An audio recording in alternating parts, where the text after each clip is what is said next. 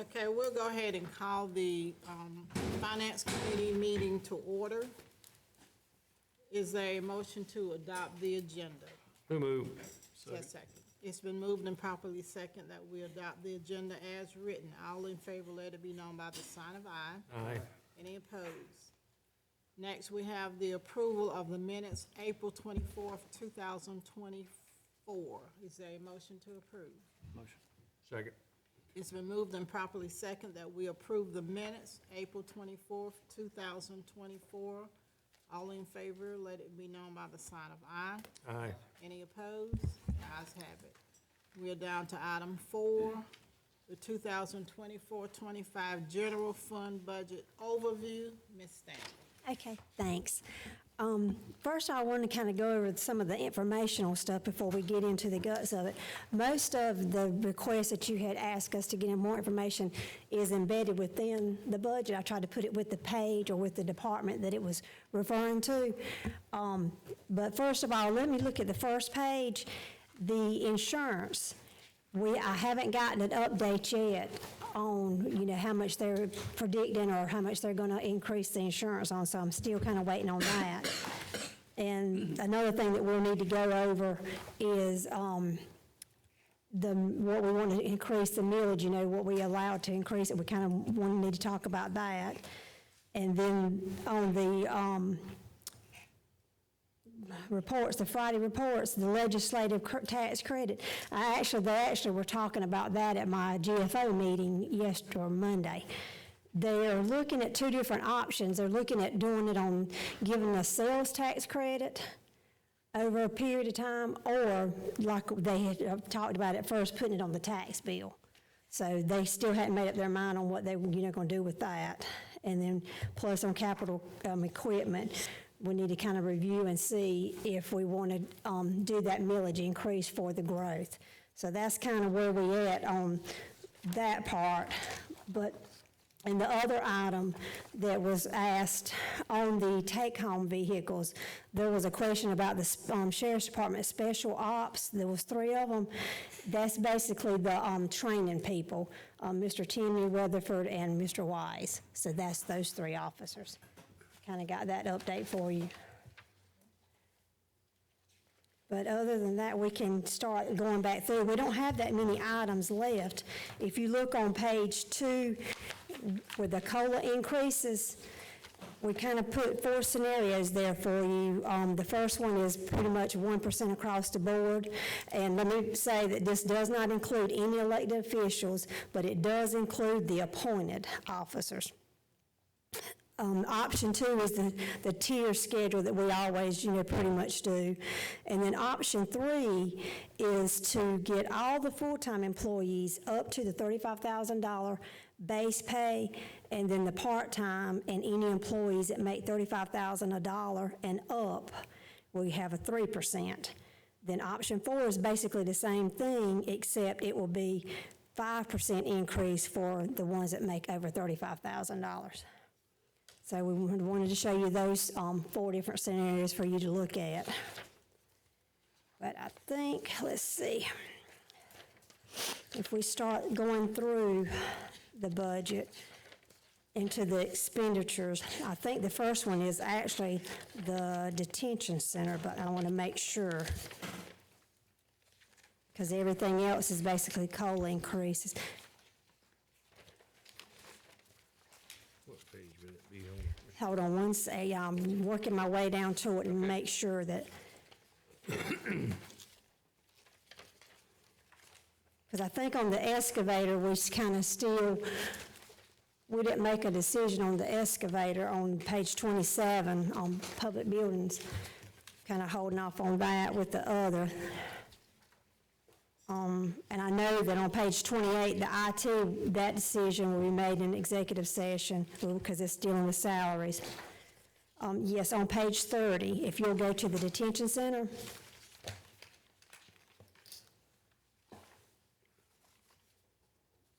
And if you look behind page 30, you'll see kind of like a little summary justification for detention center. And if you'll remember, the sheriff gave a revised budget request, training and travel, he had originally requested 10,000, but he revised it to 5,000, last month, at last month's meeting. But when I went back to him and spoke to him about the training and travel, they put in the years past, only the administrator and one other officer had been able to attend the annual training to remain within budget. The sheriff is requesting this increase so he could get proper required training for the admin staff and officers at the Jail Association training, Jail Academy at Columbia, and they've also found some advanced training that the training officer had been notified about. So that was their justification for asking for that $5,000.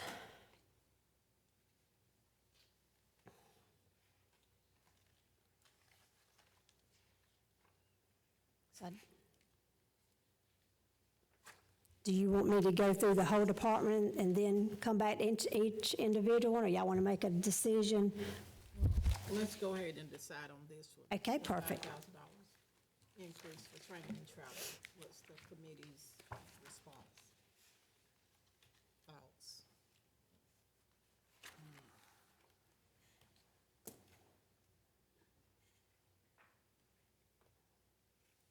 Madam Chairman, I believe wholeheartedly we can't never get enough training for our law enforcement officers, and if they've got an opportunity to go and been missing out, then I feel like it behoove us to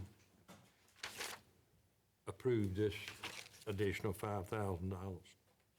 We're not looking at that much, and I'll make that form of motion. Okay. And I agree. I definitely agree. You know, we're in executive session, but my heart goes out to those police officers that got killed and shot. And so anything we Yes, can ma'am, do it was terrible. to help our law enforcement, I'm in favor of. Mr. Smallwood? I'll second the motion. I know I'm not on the finance committee, but I also feel like we know that that jail is a liability to us, and anything that we can show, you know, that we're doing what we can to make it as safe as it can be for our officers, that's who I worry about too. Okay, and actually on the doctors and lawyers line, if you remember, we spoke in regards about our concern about the inmate increase, and I had already increased it 7,000 for simply the 3% that I know that we're going to be faced with when the contract comes back up for renewal.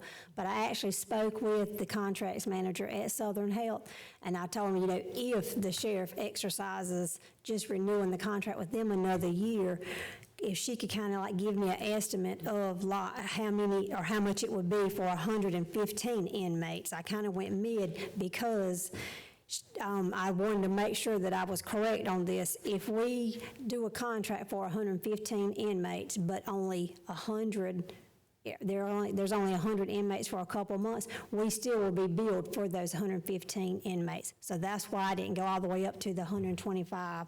And still, this isn't set in stone, you know, the price, and she was just giving me a rough estimate. But I got a rough estimate of an annual base contract cost of $207,559.44. So actually, like I said, I had already budgeted 7,000 increase. Actually, we would probably need to have a budget increase of 13,000 versus that, simply because we know that we're going to have to increase that number from 70 to whatever, you know, at that time when we'll review with the sheriff's office and see what he thinks. So you're recommending that we increase it to maybe 215,000 for next year? Yeah, instead of increasing it 7,000, we need to increase it 13 instead of 7, and make the increase to up to 13,000. So it's six more $1,000, yeah. So 208. So it'd be 208.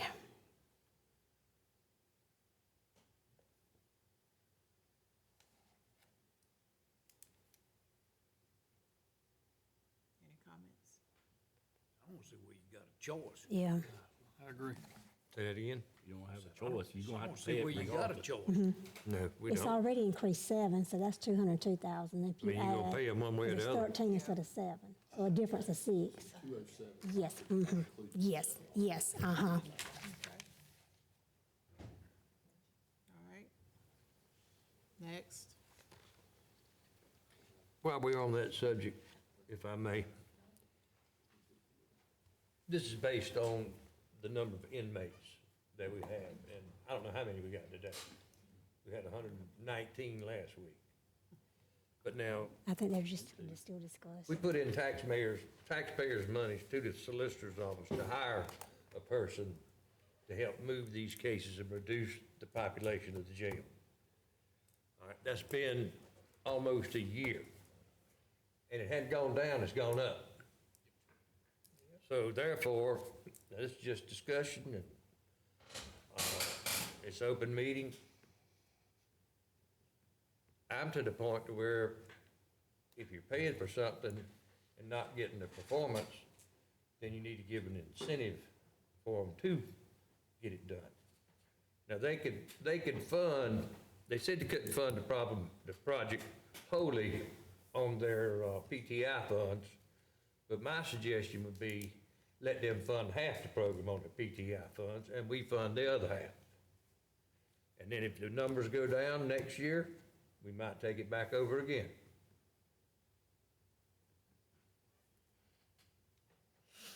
I don't think it's a fair metric to go off of, is just jail numbers with everything else in place. You're not getting your money's worth, Well, how do you know? What metrics are you using?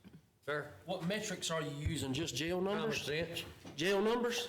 common sense. Well, Okay. what we need to do, and I Ain't very think we common. talked about this a little bit before.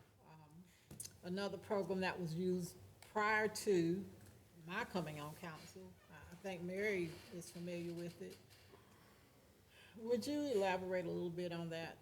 Yes, we spoke with the new public defender and, told him our concerns. And I'm hoping we can reach, or he's gonna reach back out to us with some proposals and all that in the near future that can help in this. Now, with what Mr. Ford brought up last month, there's been some things that's put in place that's kind of crippling us also, that's beyond our control.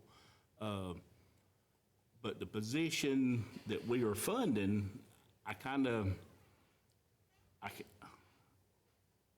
feel like that position, he is doing everything he can to control or to try to connect the dots between the public defender, the solicitor, and the court system to get things in place. I feel like it's a good position. I don't feel like that position is creating the problems that we're running into with the population. I just, it seemed like every time we were up for court, we had power issues and stuff like that. I mean, but that's not a reflection back to him or the position that we were funding, because that's out of his hands. I mean, it seems like every time there's issues with court that we're not getting our full week of court when we're scheduled to get a full week of court. Mr. Curtis, I just feel like, and I think I can get them to give us some numbers or stuff. And they've given me stuff where he's doing. I mean. I'm not saying the man's not doing his job. Right. Not at all. But, and I'm not saying we should do away with it, but put the ball back in their court. We did talk about incentivizing public defender and solicitor's offices like we did in the past. I mean, and you can maybe explain it better, but, the savings, when they decreased the numbers in the jail, we took that savings amount, and I think what was done is the county got half, and then they split the other half, or we got more than half. We got half, and they split the remaining. The other half. Half, and it's something that was presented at South Carolina Association of Counties as, a model program to help, give back to those offices. The first year, it provided a lot of savings, but then after that, if they continue to do their job and keep it down. So what we were thinking, and this is just a couple of us, I'm not saying that this is what we should do, I'm just saying we should think about it. But maybe that first year, we could do it where we get half and they split the other 50%. Then if they keep the numbers down, we could continue the amount that they would get and reduce the amount that we would get, and because it's just saving us overall to not have Right. all them. And that's what we pointed out to him is, look, you know, we feel, I didn't want to speak for council, I said, but we feel like, you know, show us what you're going to do, and then we'll see what we can do. Not, here's money like we've done in years past. Yeah. Because that's what y'all, I feel like y'all have done in years past. You've thrown money on the front side, and it worked for a while, but then it gradually goes away. Let's look at the tail end of this thing to try to reward you for what you do.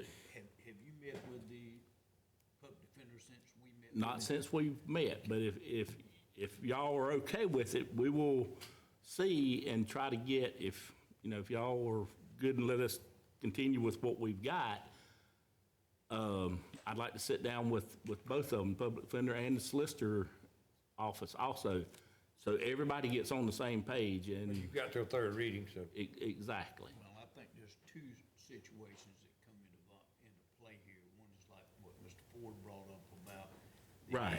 increase that you're going to have in the jail. Yeah. And I understand what he's talking about metrics. You don't have anything to compare it to. And the other thing is, the new public defender indicated to us that they did not think that anything basically was going to change until we had a change in the solicitor. So I think both of those things are going to come into play. But I still feel like because they got to continue to do their job. I mean, so I feel like we at least need to call on them and say, at least it puts something good in place for whoever the new solicitor coming in, they can hand off. I just think we could point it out to where we have something in the move with a new agree. solicitor coming in. Yeah, it's a don't wanna kick it discussion, I think, that needs to take place after the election, to put it simply. After the Right. election, then it's a discussion that needs to take place to see how we can, we're not gonna solve everything in one day. Right. 1 year even, but at least we'd have a place to start. And it would start, I think, with that conversation. Yeah, this is a can that's been kicked down the road so many times. I think the reality of it is, if you look at spending $4 million catching criminals, and then you look at what the budget is for prosecuting them, I think we're discussing things that really are completely out of our control. I mean, you can't pay the fishermen more than you pay the cleaners and the cooks. I mean, they out there catching more and more and more, which is fine, but at the end of the day, when you look at money per citizen in Chesterfield County that's going to the catching process versus the prosecution process, then it's very disproportionate. So I don't think it's fair to use jail number metrics in this scenario to say one way or the other. I think if you want to get down to the root cause of the problem, I think you need to get down to the time the judge is sitting on the bench. That's something we have absolutely no control over. So we can have 50 more attorneys, we can have all these other things whatever, but money can't fix this problem. This is something that we wasting our time kicking this can down the road at all, in my opinion, because we ain't got no control over it. But I do see a benefit in the position that we've funded so far. I think that there's been a benefit myself. But I think, by all means, ask them for some numbers to show some metrics to base that off of. I mean, there should be numbers we can look at to verify It's got to be more efficient than what Right. it is. And I can do that. Moving right along. Yes. Next. Okay, so what did y'all decide on the increase? Nobody, This is for the Dr. Lawyer line still. yeah, did you go ahead and want to approve the 13, to increase it to We 13? approve that. I don't see how we have a choice like this. Okay. Okay, perfect. Okay, the next one is the communication line item within the detention center. If you look on the breakdown, the Sand Hill Telephone, the cell phones, the Department of Admin, AT&T, and the Data Max, those pretty much are in the budget every year. That's why I put another fixed cost already in budget. What they're asking for is additional cell phones and radios for some of the officers and, or the radios for the vehicles, cell phones for the officers, and batteries for the radios. So they're asking for that $10,000 increase. And you know, it originally was 15.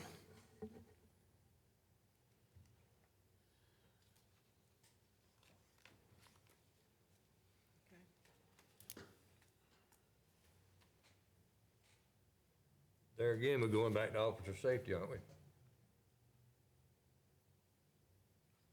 So I'm in favor. Ma'am? I said I'm in favor. Okay. Any opposition? Okay, next. Okay, hold on. Okay, the last one in that department is the prisoner food costs.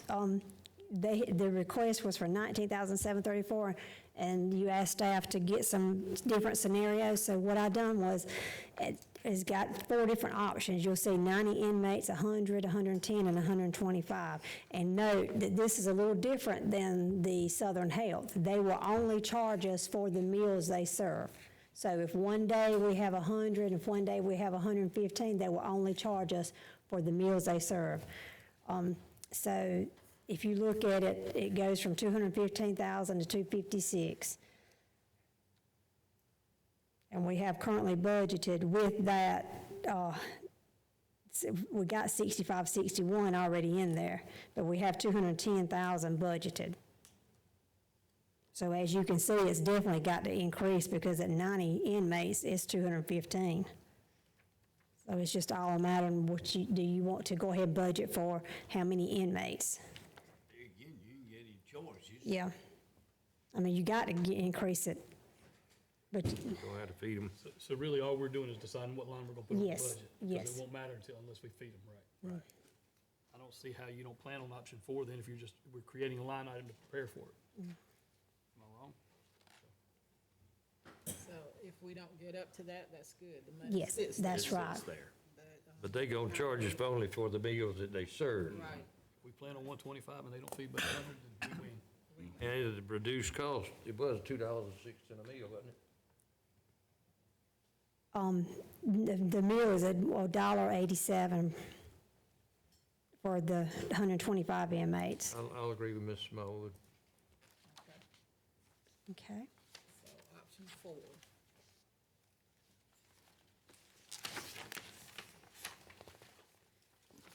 Okay, so, and I guess the 4 slots we'll discuss in executive session. Okay, so now this brings us to the coroner's office. I think that you had asked staff to get how many transports. We've got E911 dispatched to pull us a report. And this was as of yesterday, and they've had 152. And that's from July 1 until yesterday. They've had 152. 152 transport? 152 calls that the coroner was called to. Deceased.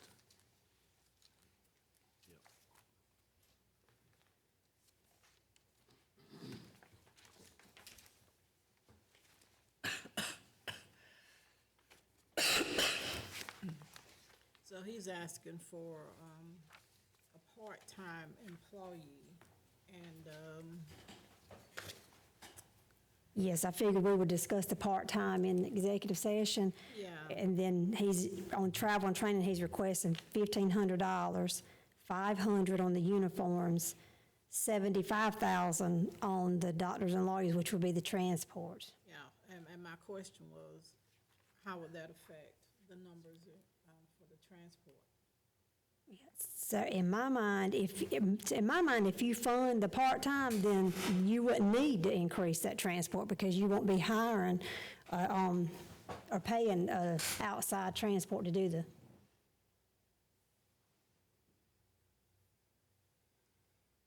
Because that's the reason for hiring that part-time, is to do away with those. Because you've got like $85,000 budgeted for doctors, lawyers, and engineers, and they're requesting 75,000 increase. Yes. That's almost double. Mm-hmm. I'm sorry, y'all having a conversation. I'm sorry. No,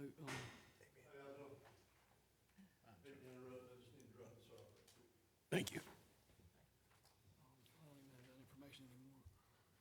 What's the I question? believe it's $70 a day. For the, it was 70 or 75 for the part-time employees, that was Michelle, What now? the part-time was going to be, Yep, yeah, Whether they have a call or whether they don't. yeah, let's see. It was in his budget packet. Because they were actually going with the, Chester County, it was 5 part-time and it was medics, $75 weeknight call, and then $150 weekend a day. So it was 2 weeks of the month, paramedics will get calls, roughly $14,000.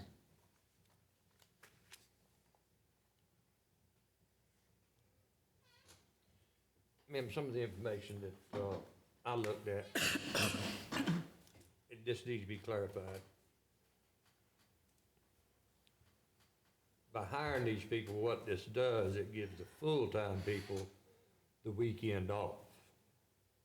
When they were talking about the 60 hours, it gives them the weekend off, not unless something short up pops up.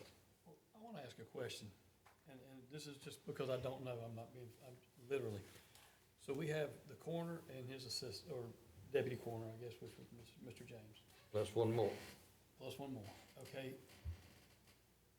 Are we manning the coroner's office 8 to 5? It's 24/7. We're on call 24/7, but are we using like 40 hours? My question is, are we having 40 hours a week with people sitting over there in the office just hanging out, waiting on a call? And I'm not saying they just hang out, I'm sure there's paperwork and things like that to do, but I think Mr. James stays in the office a right good bit. I mean, I hear him sign on the radio in the morning and then sign off in the evenings. I mean, guess from my like question is, and I don't an know how 8 to this 5. schedule works, but it seems like you've got certain tasks you have to do when you get 150-some calls. Otherwise, are we just going into the office for a workday? Yeah. I don't know, is that necessarily the way we want to run the coroner's office? I don't know if that's we have any say-so over that or not. I know we are talking about how we're gonna spend the money for it. Do we have to work 60 hours a week, or if we adjusted office hours, could we get it done in 40 hours a week? Including the calls and things, that's all I'm asking. And maybe that's a better question for Mr. Kaiser. Basically a time management scenario. Yeah, exactly.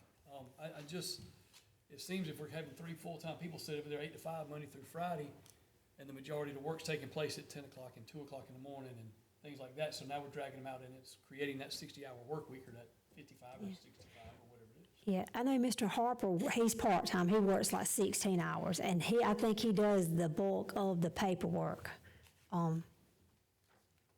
Like the death certificates and stuff like that. Said he does the bulk of the paper. Yeah, I think he actually goes in and does a lot of the paperwork, because that's the reason that he was hired for, that, council approved to bring him on, to do a lot of that paperwork. If he's doing the bulk of the paperwork, I don't understand the 60 hours a week for Mr. James. Well, you know what? Instead of us going back and forth and we don't know, maybe we Let need to Tim handle that. get them online. Ask them. We just seem to be bogging down, going over and over Yeah. the same We thing. gonna meet another time anyway. And it'll be the same thing next time as it is right Do y'all, yeah, I think that's the main reason he came at the last meeting, in case there was any questions. Yeah, I missed the last meeting, so he sent me a text and he was talking about, but I'm not real clear either on the part-time. I'm not real clear on the office hours, but he was saying in terms of part-time, they would get paid $75 a day when on call, regardless of whether or not they have a call.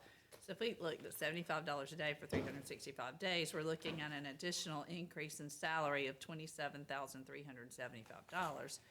They would also be considered part-time, so the county wouldn't be responsible for their insurance. These 5 part-timers would cover 5 p.m. to 8 a.m., Monday through Friday, and all day when they cover weekends. The pay rate does not change. It stays $75 a day, even on the weekends. Kip and I would rotate as administrators on call when the part-time help is working. This would also help with the need to use a paid transport service, because if they were the reason I could not go to Newberry, one of the part-timers could go if a deputy was not available. This would only cost the county $150 per trip versus paying a service $500 to $600 a trip. So there is still a fee with the trip, but it's a much reduced cost. A deputy sheriff or deputy coroner needs to go to the autopsy, especially if the event is a homicide, child fatality, or suspicious death, because the body is considered evidence, and the integrity of that evidence or any recovered at an autopsy, as well as chain of custody, must be kept. We don't want to jeopardize the prosecution of a criminal or justice for a decedent or their family because we, as the coroner's office, did not do our due diligence to handle the death and investigation properly. And that's, I don't know that that gives you any more information than what you already had. I just wasn't here last time, so I knew that there was a fee with the transport, but it wasn't as much.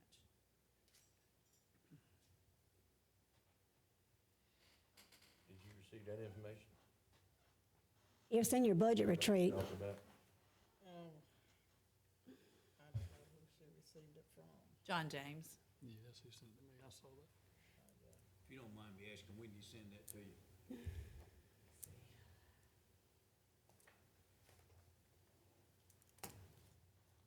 I think I got it last Monday or so. April 24th, which was Wednesday. Just call them and see if they got a chance to shoot over here and answer the question so you can get it out of the way. Yeah. Yeah, I think so too. I'd rather do that, either call them, talk to them on the phone, have them come over, whatever, but, you know, saying we have another meeting and then just continually putting it off and putting it off, you know. We've done well, in my opinion, because it's the 1st of May and we're this far. But we don't wanna wait until the end of May and still be the same place we are today, No, ma'am. so. But typically, usually, we have a special call me meeting text in him. June for third reading. Isn't that correct, Mr. Chairman? We have, but if we don't need to. Need to, we- you're not going to. Yeah, Okay. that's exactly right. I got you. So, Ms. Stanley is, And you have done a good job, ma'am. Yep, I'm texting him now. okay, thank you. And I'll need to know if you are going to try to do it at the June 5th council meeting, or if you're going to have a special, because I'll have to get all the public hearing notices in the paper, and I'll have to put the date of the meeting. Okay. So, think about that. Moving right along. So, yeah, while we're waiting on a response from them, if the committee doesn't mind, if we can just go and then come back to this one. Yes, ma'am. Thank you. Okay, let's see. We're gonna go through, we'll skip that whole page then. You can get them on the phone or get them here. You can ask them questions. Okay, on page 42, we were discussing the option or the possibility of maybe putting on a solid waste fee. And if you look on page 42, that's the budget, but then if you look on page 43, I supplied you with the paperwork again that we had at the last meeting. The assessor's office had given us an estimate of the homes and the mobile homes, and it'd be a total of 21,062 parcels. So, and I think we would have to put on more employees. So, we would be looking at roughly a $1 million budget. So this fee, solid waste fee, we would actually put on would be roughly around $48. How much of the millage goes to that now? How much, the regular operational millage, the 600, well, the millage, yeah, whatever that portion of the operational millage, 90, So, because it's in the general fund. So, but that would, if you went to a solid waste fee. It would come out. It would come, that and would. then, yes, that's So right. it's not an actual $1 million increase. It's, there's, 2/3 of that won't be an increase. it'll be coming out of off of your general. Well, I mean, this would be coming out of your operational millage, out of the general fund, but it would come out on its own, and so it would be tied to a fee. That's right. So- So the actual, so the millage rate would go down with the increase of a fee. Yeah, I mean, that's that much millage that you won't be paying on, yeah, for. That's within- what I'm saying, but as Yeah. far as looking at numbers to the taxpayer, how Yes. much of an increase would this actually be instead of just saying $48? Because that wouldn't be, What's the average taxpayer paying now? Yeah. Well, if you look on the very front, So what'd you say, it was, how many meals it was? well, it's the total, and it's in the total operational millage of 90 meals. So that would just be, a minimum percentage of the $20 million that we're paying. You see what I'm saying? Because it's within the $22 million budget. So But 666,000, it's gonna be coming, so that's that much, 5 meals that would come off of the 20 yeah. budget, correct? Well, no, I mean, you're just saving $600-something thousand of that $22 million. correct. So you won't decrease your meals a total of 5 meals, you know what I'm saying? Because that's a minimum. And you're gonna add 10 employees. But basically, this wouldn't cost $1 million. It's just moving, it's moving from one to another. That's But you what- would not, there's no way that you would decrease 5 meals over the whole operational millage. But that's what I'm saying. So Yeah. what would the fee actually be? Because you're not gonna add $1 million plus what's already in the general The- fund for that line item. Yeah, the fee would actually have to be, because because it's not gonna be in the general fund anymore. It's gonna be just like the road department. So you're gonna have $1 million that's for that restricted fund, so you got to collect that much revenue for that. But we'll have a $600,000 surplus on the general. That's correct.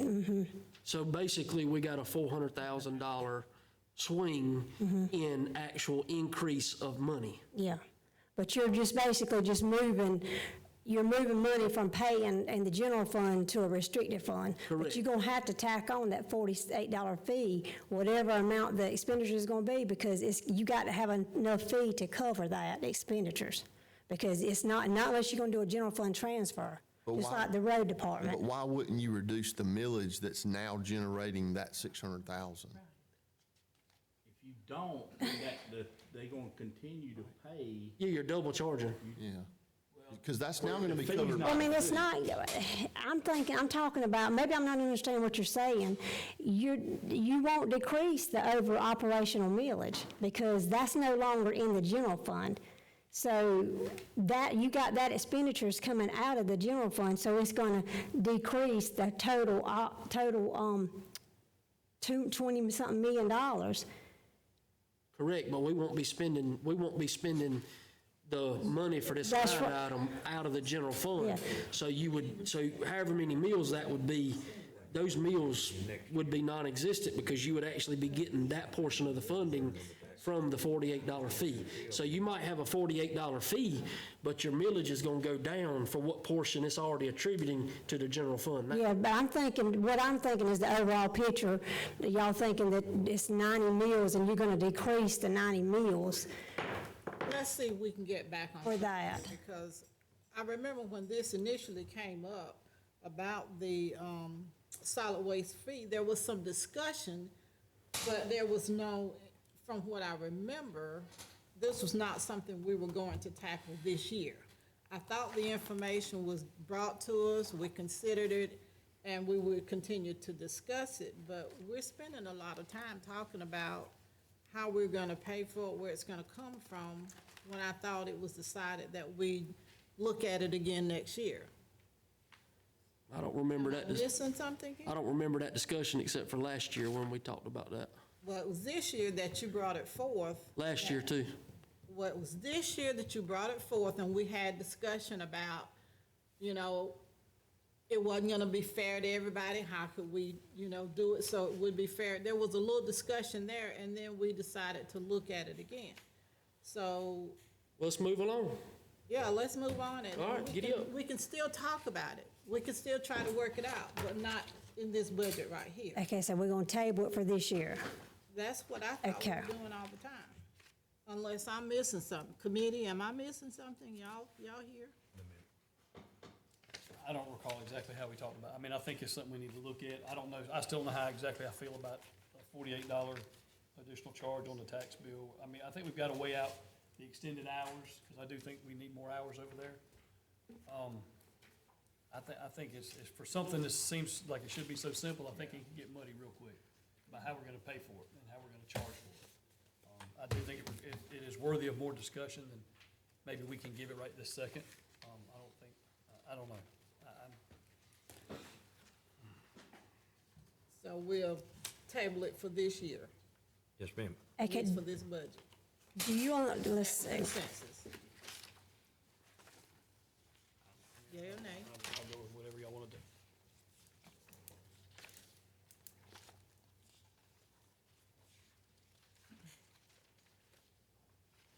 Well, I- then, I say we'll I am table it just for a this minute, I'm budget gonna and come. move on.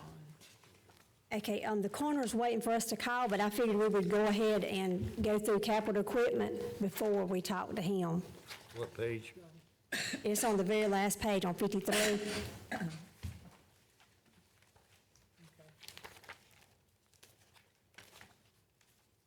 So the only decision that we kind of need to make on this is do you all want to tack or put on millage for the growth for the upcoming leases that's going to come up not this fiscal year, but next fiscal year.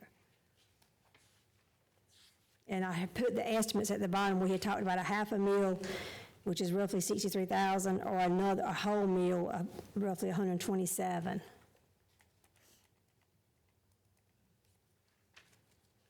Ms. Stanley, all right, so when we made the adjustments for the motor grader, we bought ourselves a little bit of cushion over what we discussed last year. Yes. All right, so I get, trying to get ahead a little bit, but if we run into a problem, we've got to replace something. Do we foresee anything that we can't wait and make this adjustment next year? That's, yeah, I mean, Like we've got some other variables still out there that are going to cost us money. That I don't know, I wish we had had those conversations first about what we're gonna do for people. If we don't have to do it this year, I'd like not to do it, that's just my opinion. okay. Well, we can do without the mini Traco this year. We have to. Was that how we were going to That's fund gonna be that? about 80-something, 90, could be $100,000. Well, no, everything that needs to be expended out of capital equipment is in there, in the current budget. That's So we've got Is it. that mini Traco in there? No. What is talking about the Traco? The excavator, yeah, no, we weren't gonna purchase it from that. We were gonna purchase it from the sale of that equipment. No, there was other funds. but I Yeah, forgot what the name of it. the tribal money, but we were getting the loader from the tribal money. Tribal. And we were waiting on the third reading. We were waiting on third reading to approve that. So this won't affect the ability to do that, this will just be whether we're building a cushion or not. Yeah, that's correct. Mhm. And I agree with Mr. Smallwood. If we don't have to raise this particular millage, let's leave it as is for this year and look at it again next year. Yes, ma'am. Is that it? Okay. So, okay, you ready for me to call the coroner? Yes, ma'am. Okay. While we waiting on him, I'm gonna step to the restroom.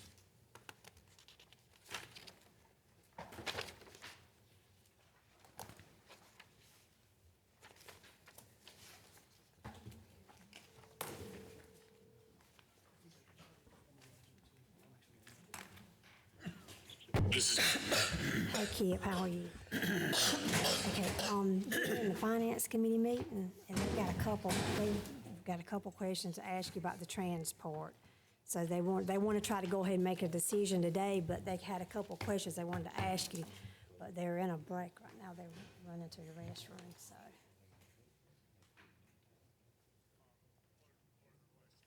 They're asking about, how that the part-time person would be working, and I had mentioned to him, like Brian does a lot of the paperwork. That's what we brought him on for the 16 hours. He handles a lot of paperwork, and then you two, that leaves you two to basically do the transport and stuff, and then work the cases and stuff. But anyway.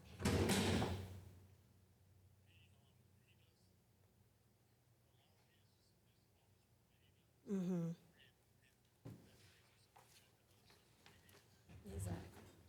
They should be back in just a second.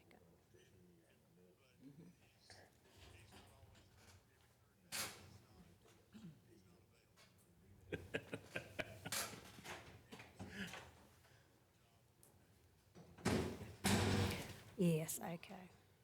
All righty.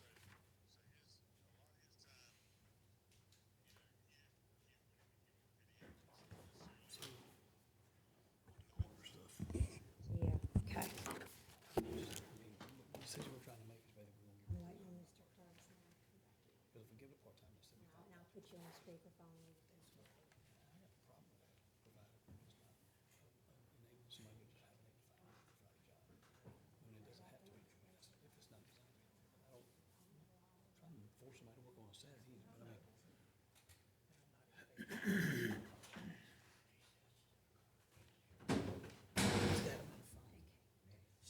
I'll put you on speakerphone, okay? Okay, I got Mr. Kaiser on speakerphone now. Hello? Hello, good morning. Can you hear them? I cannot. Good morning. You just have to Okay, talk I'm just for gonna- us. What I'm gonna do is I'm gonna walk the phone over there. Okay. Good morning, Mr. Kaiser. Good morning. Is this Ms. Burns? It is. Okay. Good You, morning, Ms. Burns. you have basically the full council here today, and, Yes, ma'am. one of the questions that I had was the part-time person that you're requesting. And how does that affect the $75,000 increase that you're asking for, the doctors, lawyers, and engineers, or transport? How does that affect that? Where that could affect that is, and you'll have to get Ms. Stanley to give you the exact numbers. We have had to utilize the transport services more than we want to. And not necessarily hiring one individual themselves, but if we could spread that out with the deputy coroners that we have to each take time, so none of them is exactly a full-time person, it would help us hopefully reduce the amount that we have to use those transportation services. Because we can do it more economically with the deputy coroners in that respect as far as transport. Now, the increase also with that is that the cost of autopsies is not going down, and the circumstances where we've had to do autopsies has increased too.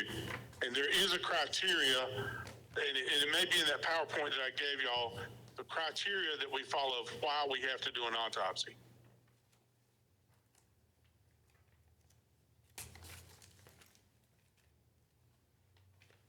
Would you do me a favor? This is Todd Smallwood. Yes, sir. All right, so when you transport someone, tell me what that looks like. Is that something that you or Mr. James actually go on, and if you're not available, then one of the deputies or part-timers go? How does that look? That is correct. Our first criteria is that if Mr. James or I are available, we go and we take that body. If it works out that we're doing an investigation or both of us are tied up or have to take care of our other responsibilities as coroner and deputy coroner, then we try to get a deputy to go. That is an off-duty deputy. Now, the criteria in that is it cannot conflict with their job with the sheriff's office.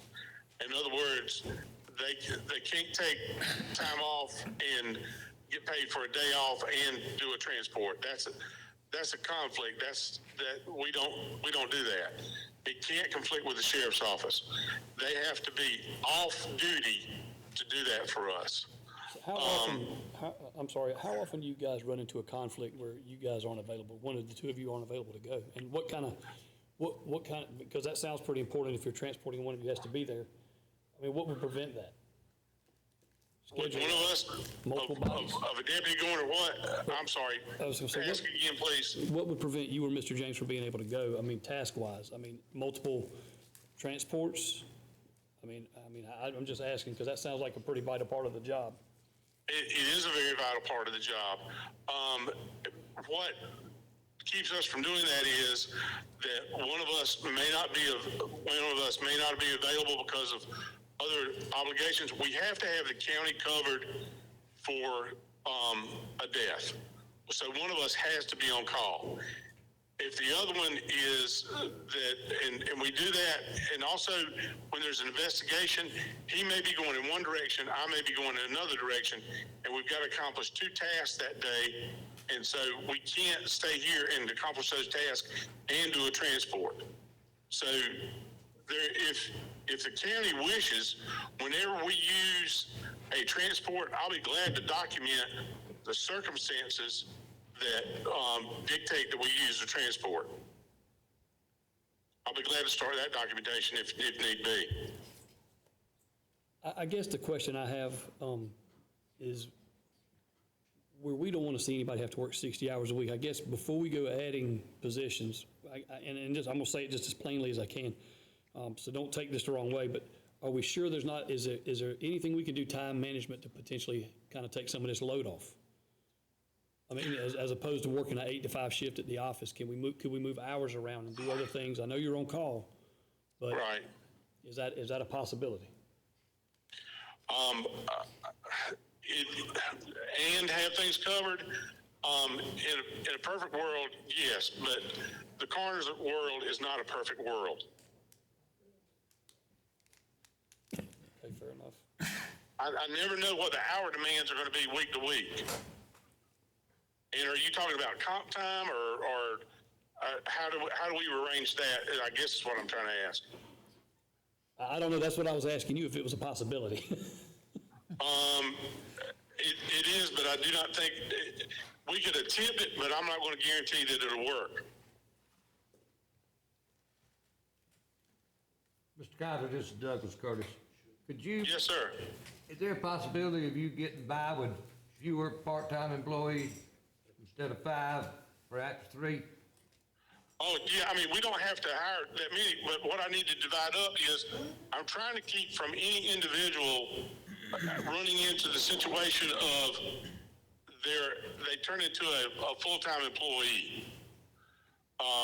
Because the law just changed that paramedics can do this also, that opens up the door for us to get more people available, that we don't conflict with other people's work schedules, and that we're using a resource that if people have downtime, I can utilize them. Does that make sense? It does and it doesn't, but I'm small-minded anyway. Well, I'm not been known to be a rocket scientist, Mr. Curtis, but what my goal and objective at the end of the day is to make sure that the county is adequately covered, that we accomplish things that we're mandated to do, and that I can spend the least amount of the taxpayers' money that I have to. Gotcha. But now, the part-time guy that we have now does the bulk of the paperwork, is that correct? In making sure that we have our caseloads covered and that we have everything in the file correctly. In the world that we live in with law enforcement and documentation, we have found it to our advantage that we have more than one set of eyes looking at everything. Mr. Harper, who does that for us, a lot of what he does is go behind me and John to make sure that we've done things correctly.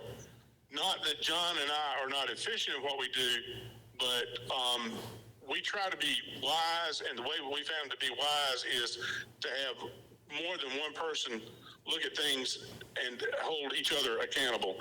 You always have to have an accountability partner in everything you do, in my opinion, to make sure that things are done correctly.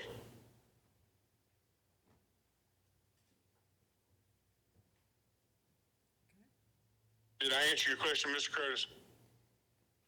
Yes, sir. I don't have any other questions. Either of you? Any other questions? Thank you, Mr. Kaiser.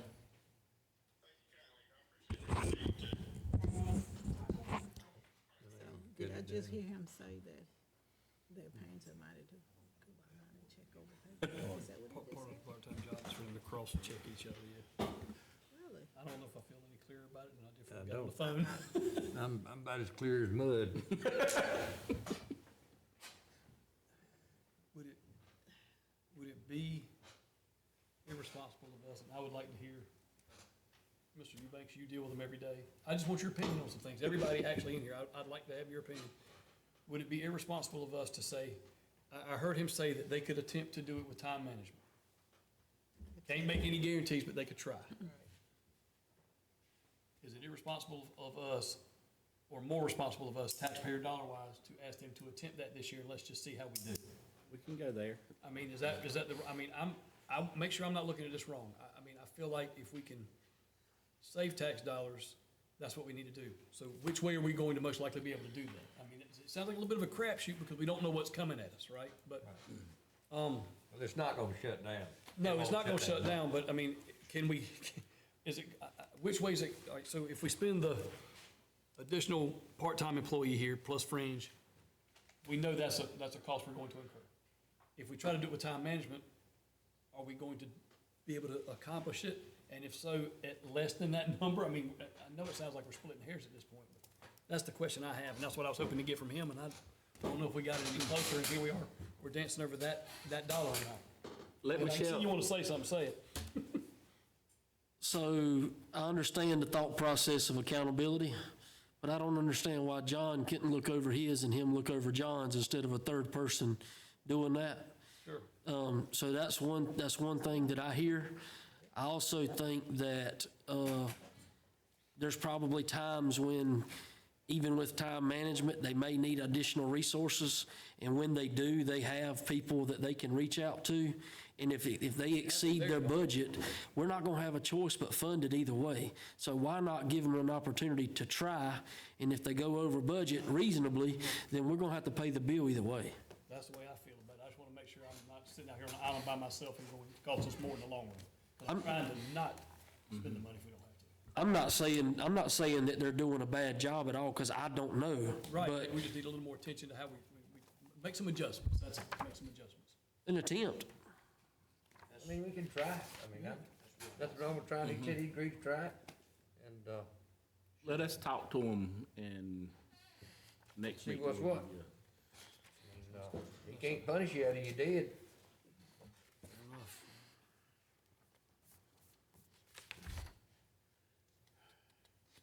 Was there anything else? I know we were going, anything else on that page that we needed to talk about, Bill? Well, I mean, all the different increases, do y'all want, I mean, are y'all tabling the salary or y'all denying it?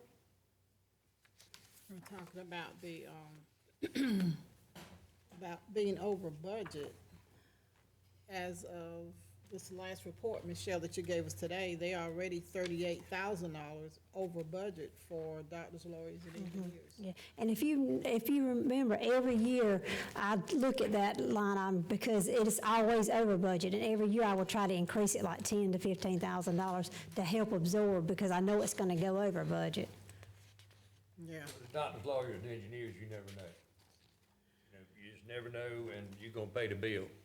You're gonna pay the bill, but when you're almost doubling, you know, That's what I'm you saying. got I think if you come 85,000, out- now you're asking for an additional Additional 75,000. That's, I They were think, 38 over budget? yeah. yeah. I think we can, say that we'll take care of it. And, if you happen to go over, that's with the, doctors and lawyers and engineers, I'm assuming most of that would be the autopsy money. Yes, sir. Does it ever go down No, sir. year to year? So No, that's why I say every year I it would try be in to, our best interest to at least add into this, not necessarily 75, but whatever he's over at this point, it's safe to assume he's gonna spend at least that much on those things next year. I mean, because, it's a moving target, because you don't know how many deaths are gonna be.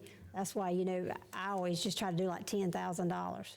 I think it would To be help smart for absorb. budget purposes, because I don't think he's gonna look at the checkbook to see how much the balance is whenever he goes to send somebody for an autopsy. But I think for balancing our budget purposes, I think it'd be advantageous to kind of factor in like what you're saying.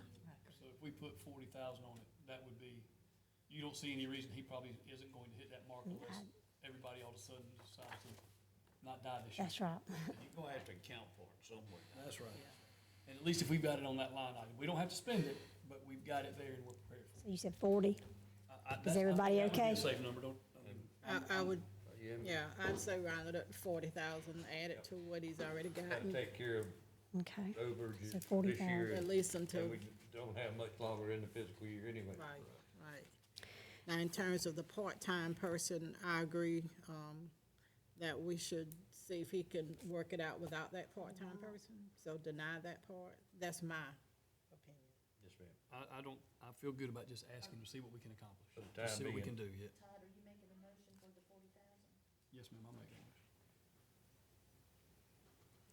Okay, and then what's your thoughts on the training and travel increasing at $1,500?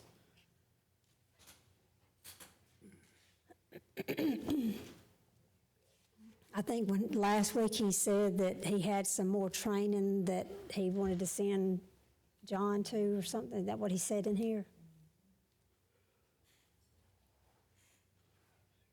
Just take it to $7,000 now. We talking about travel and training. Yeah, I don't have a problem with that. Yeah, just increasing it $1,500. Ms. Burns, So, I'm sorry. $1,500 more dollars for training and travel, Well, I was which just they might looking have at, incorporated that for the part-time people too, I don't know. But then if you don't use it, it's still there. well, that's true. But they've got 44% of their, money left in there right now. I think He- I think they mentioned something about going to some specialized thing somewhere down the line in order for them to get At the end. qualified to get some additional grants. Yeah, and it hadn't been paid for yet. Oh, okay, Yeah, it hadn't come out. okay, Okay, all right, So I'm good with that training part if you guys are. all right. I'll go with that. And then he's got uniforms, $500. where's he at with that line item now? Uniforms, he's in the red. Ma'am, He's in the red on that, in the red? yeah. Yeah, he overspent on that, Well, I guess we don't have a choice to do it. I'll go along with that. Yeah. Everything's gone up. okay, Okay. So move. except salaries. And his general supplies, he would like to increase it $1,000. I'd agree with that. Yeah, what I that's know, I for? know some of the body bags, that cost has increased. Okay. So just to recap, we denied the part-time employee. We approved the travel and training, the uniforms, as well as the doctors and lawyers by 40,000. Yes, ma'am. And we've approved the, general supplies Yes. in the amount of $1,000. And then we'll just, all that about the morgue addition and the renovation, we just table that, we're looking into it. Okay? Okay, so the only other two items, Libby had talked with Tim about the county fair. Yes.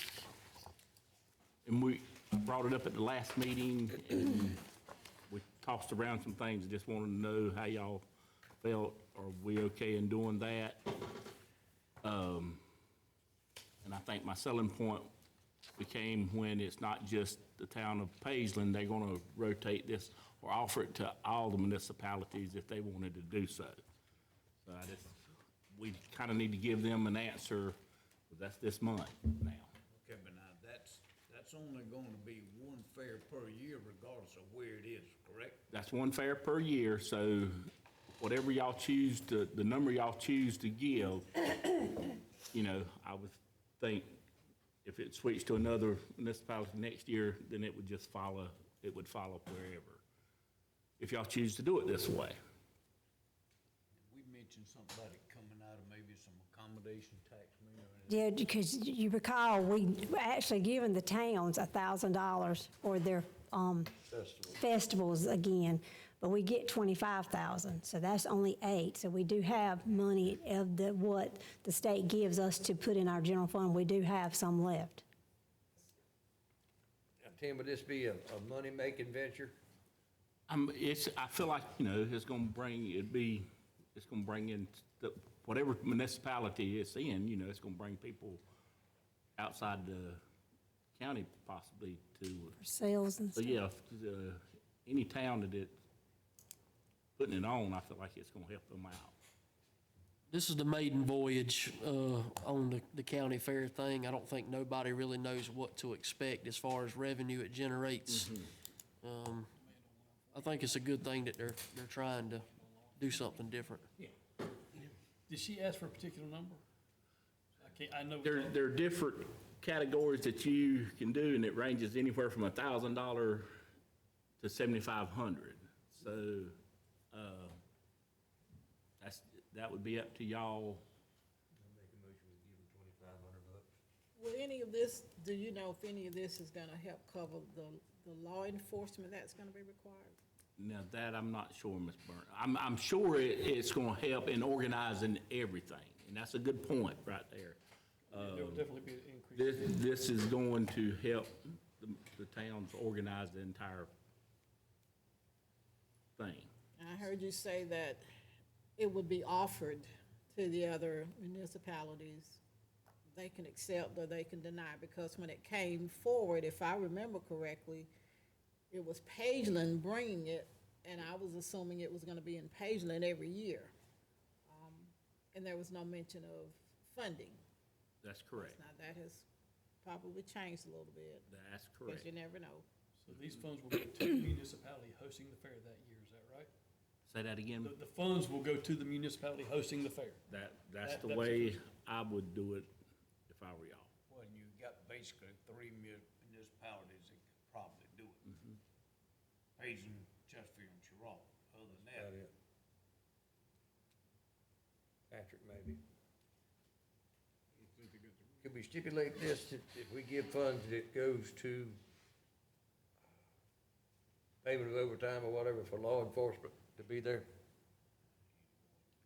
Use it that way? Now, that I'm not sure. Probably gonna have to be an additional cost. I mean, we're gonna pay them anyway.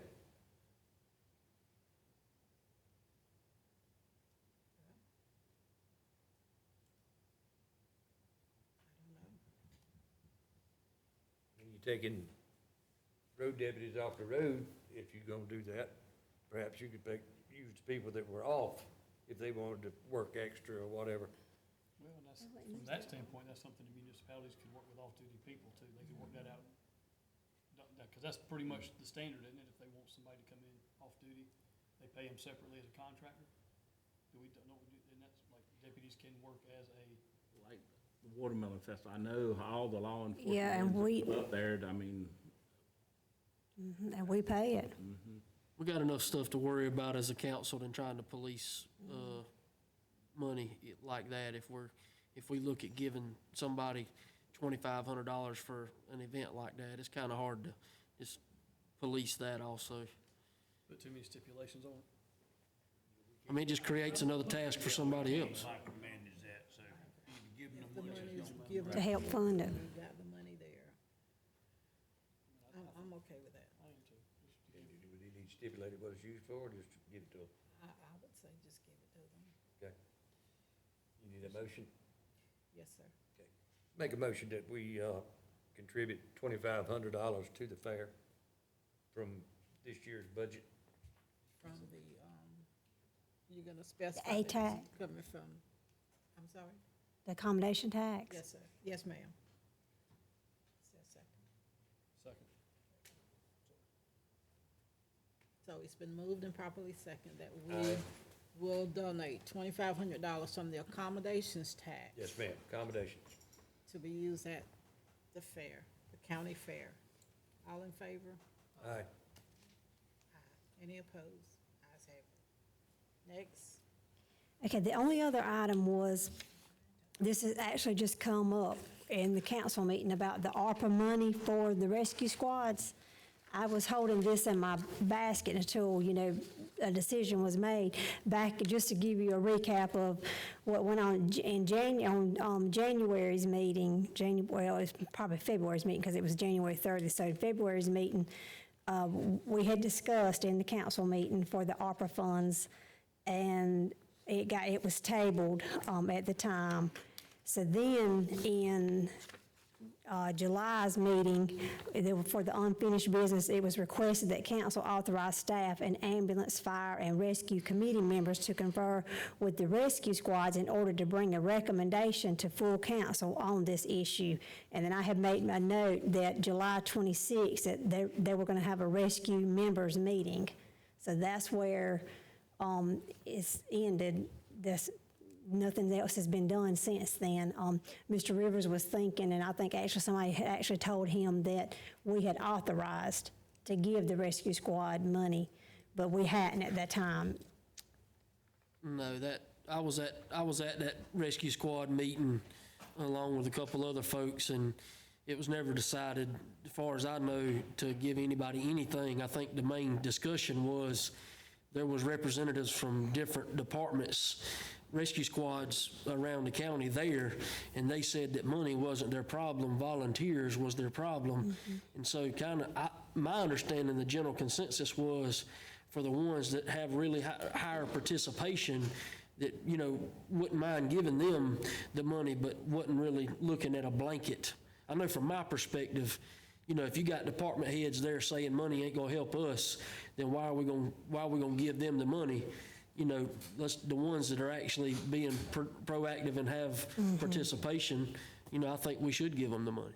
I think the best I remember, they were more concerned about what they were getting toned out for. Wasn't that one of the issues? And I thought they were going to come back to us with a list. Wasn't that your understanding? And I never heard a word. Yeah, they had discussed it, and I think from the last thing I remember, it kind of boiled down to how do you triage what you respond to and what you don't respond to, because that brings liability on us at that point to take over that. Like I say, I'm all for trying to help the ones that are really have participation. So why don't we just move on? Well, Ms. Curtis just brought up a good point. Really, that does not affect our budget. The ARPA money is a separate thing, so it's not part of our general fund budget. That does need to be resolved, but that's why we hadn't done anything, because nobody ever came back and said how that was gonna be resolved. So for this meeting, that's a separate discussion, in my opinion. Yes, ma'am. Okay. And that doesn't mean we can't come back 2 months from now and if things get worked out and decide to get it to them then, but it really has no bearing on this budget, fiscal year's budget. And then whenever y'all decide to, have an ARPA meeting, you could bring it up at that time, because that's what it's affecting. Yes, ma'am. Because And we I got to think have a meeting on that. Everybody was in agreement that, we gave it to the fire department. We were trying to decide, what to do about the rescue squads, and if they're doing, if they're responding, they need to get it. But as far as this meeting is concerned, that's, I think response has gotten better in some locations, and other locations it's got worse. okay, so, Ms. Stanley, is that last thing? Yes, ma'am, other than going to executive session. Okay. ma'am. Now, let me ask a question here, Mr. Attorney. We're down to the executive session, and that's where all of the salaries are gonna be discussed. However, we're running into crunch time with having to leave today.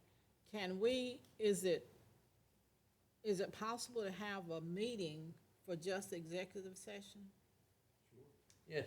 Okay, well then, with that said, so we can meet this time constraint that we're against, is there a motion to adjourn? And then we'll just schedule another meeting for the executive session, if that's in order. Yes, ma'am. Is there a motion? I'll second. Is there a second? So it's been moved and properly second that we adjourn.